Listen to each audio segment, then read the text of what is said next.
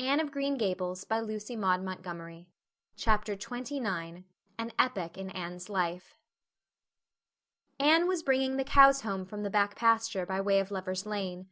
It was a September evening, and all the gaps and clearings in the woods were brimmed up with ruby sunset light. Here and there the lane was splashed with it, but for the most part it was already quite shadowy beneath the maples, and the spaces under the firs were filled with a clear violet dusk like airy wine. The winds were out in their tops, and there is no sweeter music on earth than that which the wind makes in the fir trees at evening. The cows swung placidly down the lane, and Anne followed them dreamily, repeating aloud the battle canto from Marmion, which had also been part of their English course in the preceding winter, and which Miss Stacy had made them learn off by heart, and exulting in its rushing lines and the clash of spears in its imagery.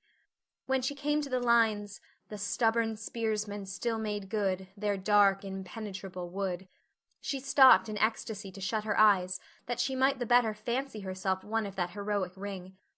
When she opened them again, it was to behold Diana coming through the gate that led into the berry field, and looking so important that Anne instantly divined there was news to be told. But betray too eager curiosity she would not. "Isn't this evening just like a purple dream, Diana? It makes me so glad to be alive. In the mornings I always think the mornings are best, but when evening comes I think it's lovelier still." "It's a very fine evening," said Diana. "but oh, I have such news, Anne. Guess. You can have 3 guesses." "Charlotte Gillis is going to be married in the church after all, and Mrs. Allan wants us to decorate it," cried Anne.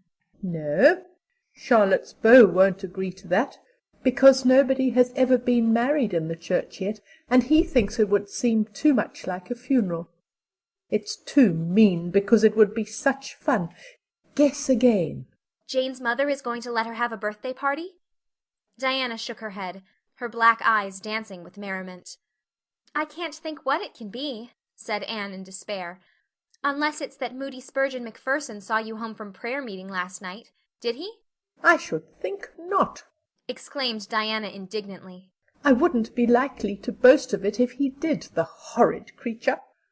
I knew you couldn't guess it. Mother had a letter from Aunt Josephine today, and Aunt Josephine wants you and me to go to town next Tuesday and stop with her for the exhibition. There!" "Oh, Diana," whispered Anne, finding it necessary to lean up against a maple tree for support. "Do you really mean it? But I'm afraid Marilla won't let me go. She will say that she can't encourage gadding about. That was what she said last week when Jane invited me to go with them in their double-seated buggy to the American concert at the White Sands Hotel. I wanted to go, but Marilla said I'd be better at home learning my lessons, and so would Jane. I was bitterly disappointed, Diana. I felt so heartbroken that I wouldn't say my prayers when I went to bed. But I repented of that and got up in the middle of the night and said them." "I'll tell you," said Diana. "we'll get Mother to ask Marilla. She'll be more likely to let you go then, and if she does, we'll have the time of our lives, Anne.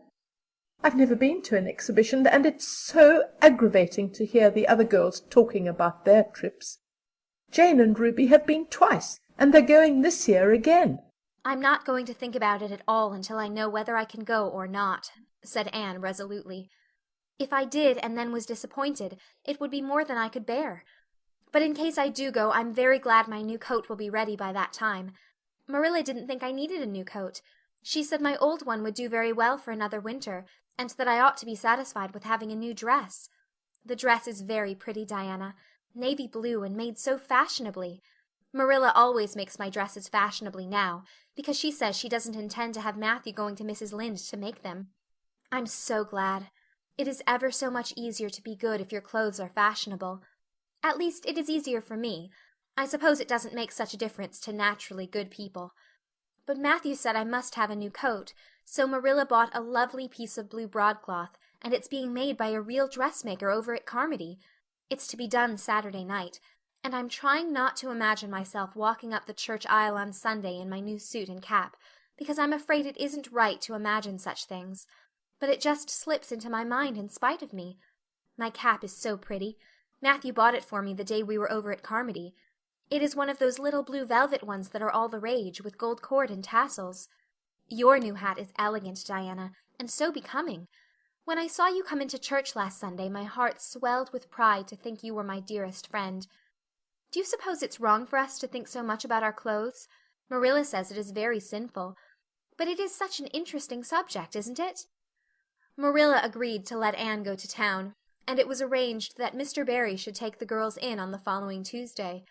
As Charlottetown was 30 miles away, and Mr. Barry wished to go and return the same day, it was necessary to make a very early start. But Anne counted it all joy, and was up before sunrise on Tuesday morning. A glance from her window assured her that the day would be fine, for the eastern sky behind the firs of the haunted wood was all silvery and cloudless. Through the gap in the trees a light was shining in the western gable of Orchard Slope, a token that Diana was also up. Anne was dressed by the time Matthew had the fire on, and had the breakfast ready when Marilla came down, but for her own part was much too excited to eat. After breakfast the jaunty new cap and jacket were donned, and Anne hastened over the brook and up through the firs to Orchard Slope. Mr. Barry and Diana were waiting for her, and they were soon on the road. It was a long drive, but Anne and Diana enjoyed every minute of it. It was delightful to rattle along over the moist roads in the early red sunlight that was creeping across the shorn harvest fields. The air was fresh and crisp, and little smoke-blue mists curled through the valleys and floated off from the hills. Sometimes the road went through woods where maples were beginning to hang out scarlet banners. Sometimes it crossed rivers on bridges that made Anne's flesh cringe with the old, half-delightful fear. Sometimes it wound along a harbor shore, and passed by a little cluster of weather-gray fishing huts. Again it mounted to hills, whence a far sweep of curving upland or misty blue sky could be seen. But wherever it went there was much of interest to discuss. It was almost noon when they reached town and found their way to Beechwood. It was quite a fine old mansion, set back from the street in a seclusion of green elms and branching beeches. Miss Barry met them at the door with a twinkle in her sharp black eyes. "So you've come to see me at last, you Anne girl," she said. "Mercy, child, how you have grown! You're taller than I am, I declare. And you're ever so much better looking than you used to be, too. But I dare say you know that without being told." "Indeed I didn't," said Anne radiantly. "I know I'm not so freckled as I used to be, so I've much to be thankful for, but I really hadn't dared to hope there was any other improvement. I'm so glad you think there is, Miss Barry." Miss Barry's house was furnished with great magnificence, as Anne told Marilla afterward. The two little country girls were rather abashed by the splendor of the parlor, where Miss Barry left them when she went to see about dinner. "Isn't it just like a palace?" whispered Diana. "I never was in Aunt Josephine's house before, and I'd no idea it was so grand.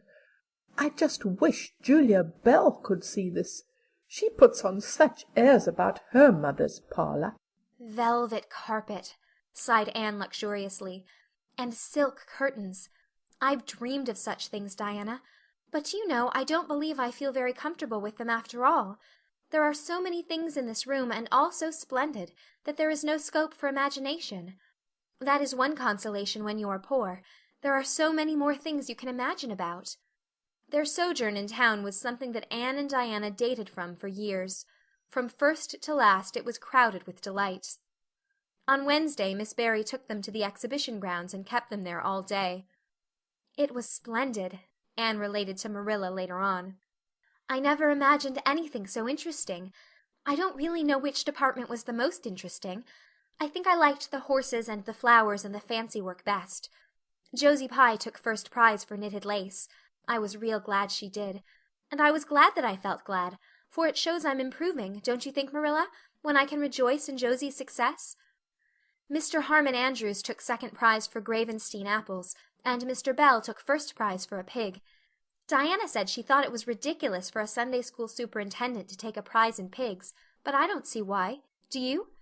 She said she would always think of it after this when he was praying so solemnly. Clara Louise McPherson took a prize for painting, and Mrs. Lynde got first prize for homemade butter and cheese. So Avonlea was pretty well represented, wasn't it?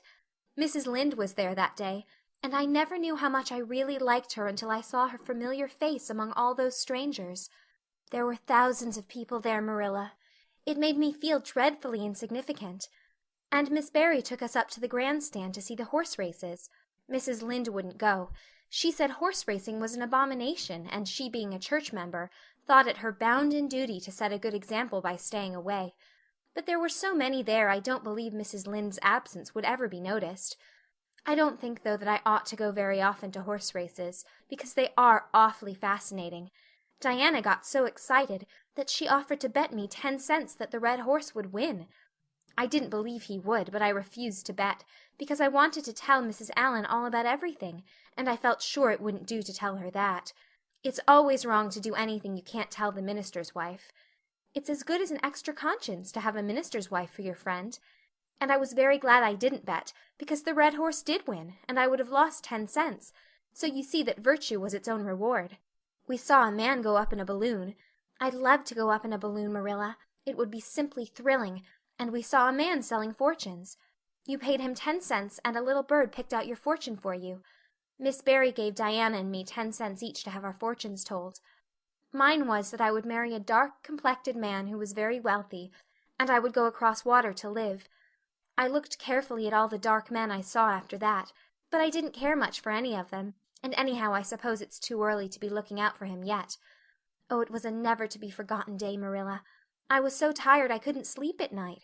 Miss Barry put us in the spare room, according to promise. It was an elegant room, Marilla, but somehow sleeping in a spare room isn't what I used to think it was. That's the worst of growing up, and I'm beginning to realize it. The things you wanted so much when you were a child don't seem half so wonderful to you when you get them.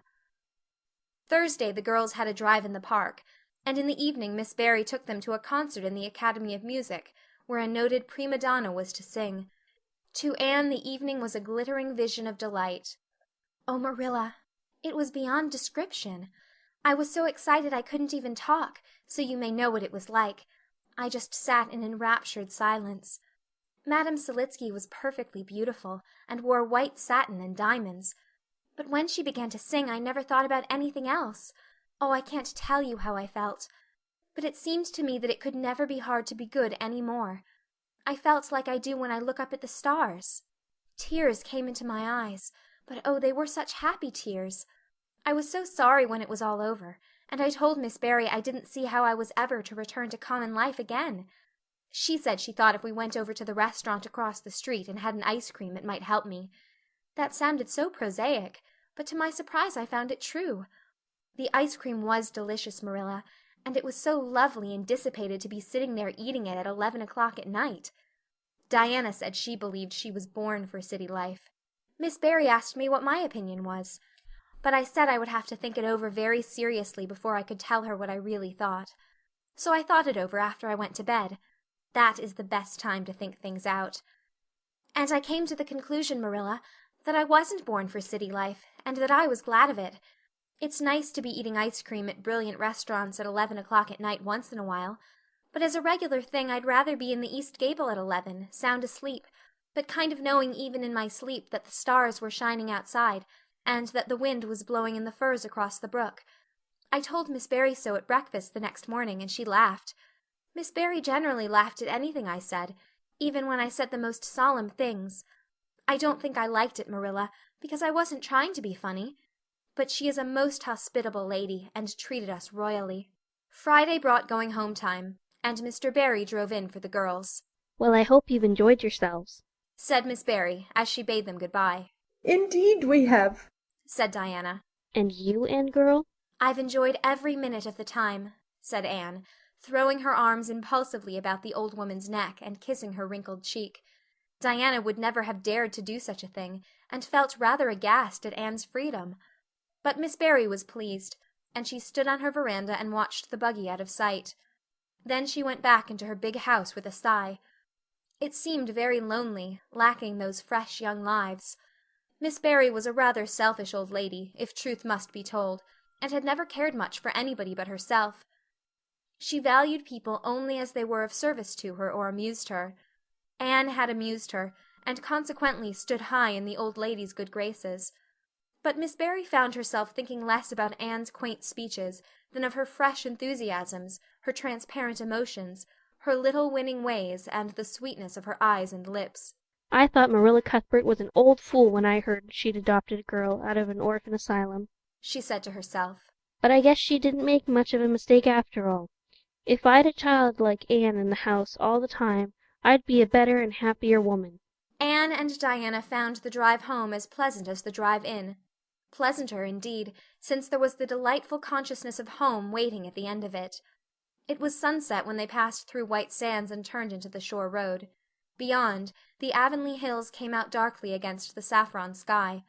Behind them the moon was rising out of the sea that grew all radiant and transfigured in her light. Every little cove along the curving road was a marvel of dancing ripples. The waves broke with a soft swish on the rocks below them, and the tang of the sea was in the strong, fresh air. "Oh, but it's good to be alive and to be going home," breathed Anne. When she crossed the log bridge over the brook, the kitchen light of Green Gables winked her a friendly welcome back, and through the open door shone the hearth fire, sending out its warm red glow athwart the chilly autumn night. Anne ran blithely up the hill and into the kitchen, where a hot supper was waiting on the table. "So you've got back?" said Marilla, folding up her knitting. "Yes, and oh, it's so good to be back," said Anne joyously. "I could kiss everything, even to the clock. Marilla, a broiled chicken! You don't mean to say you cooked that for me?" "Yes, I did," said Marilla. "I thought you'd be hungry after such a drive and need something real appetizing. Hurry and take off your things, and we'll have supper as soon as Matthew comes in. I'm glad you've got back, I must say. It's been fearful lonesome here without you, and I never put in 4 longer days." After supper Anne sat before the fire between Matthew and Marilla, and gave them a full account of her visit. "I've had a splendid time," she concluded happily, "and I feel that it marks an epoch in my life. But the best of it all was the coming home." End of chapter 29.